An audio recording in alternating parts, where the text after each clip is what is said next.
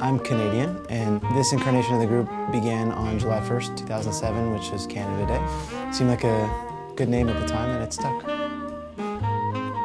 My perspective as a drummer really heavily influences my writing, and I think that's true for any instrumentalist. So I think of melody and harmony and texture and form, all these elements of music, from a rhythm perspective, whether I'm trying to or not. That's how a drummer-composer writes, like rhythmic music that has all the other elements of music, but it's from a drum chair. The juxtaposition of different rhythms from section to section is sort of what's most important about the piece, as much as the melodies or the harmonies.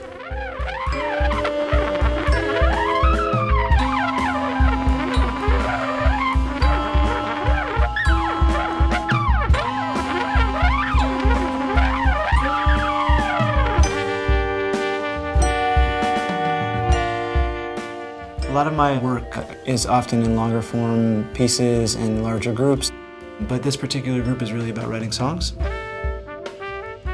2C has kind of this odd meter vamp that is kind of juxtaposed with a smearing, non-pitched trumpet squall. We end up in a almost dub odd meter vamp, and then it also switches gears and ends up in this piece 2D, which is a cycle of long tones, and the rest of the instruments and the drums are kind of free to play around it. So they can go places that don't have anything to do with the chords or the notes.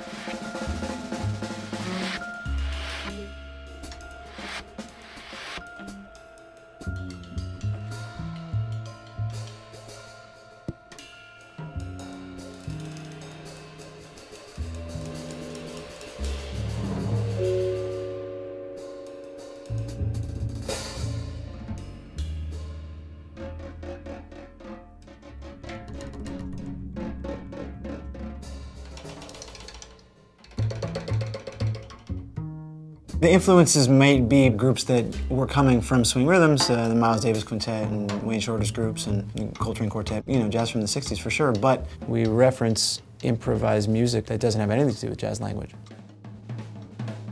There's a piece, for instance, called Cobble Hook that is harmonically very simple, form-wise very simple, and rhythmically really just a rock groove. And to me it sounds more like a mini stadium rock tune or something, although there's no singers and no big hair.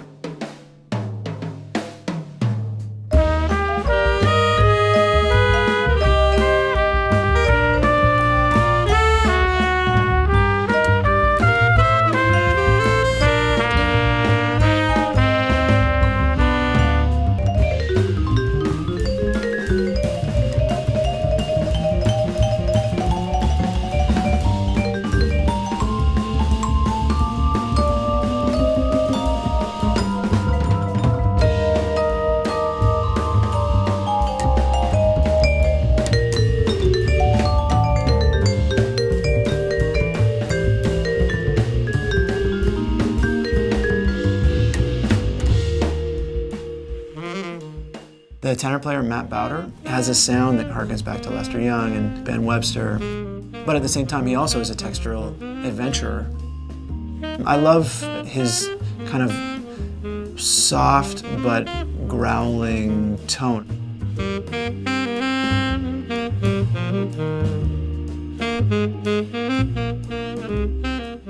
With both of the horn players, there's this kind of combination of jazz language and sort of extended technique language I've always loved in both of their playing.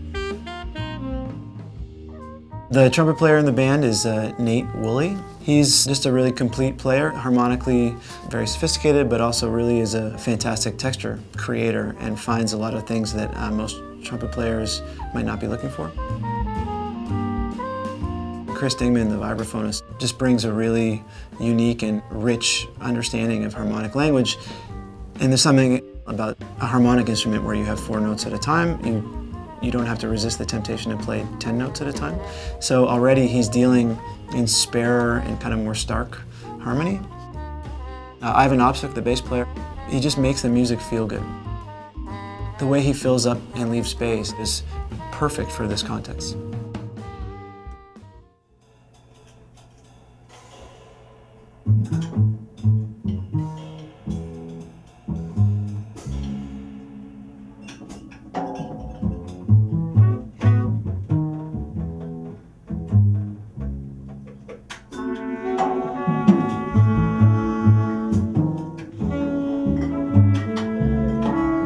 whole purpose of this group is for it to be a working band.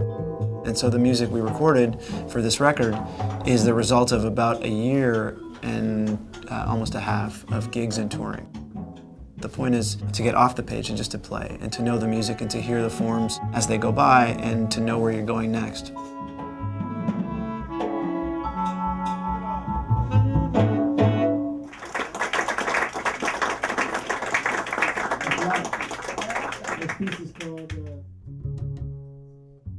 I see the gigging and rehearsing process as a way to get music together for a recording, not vice versa. We have some tours coming up next year that'll be, effectively will be CD release tours for this music, and yet we'll be working on whole new books.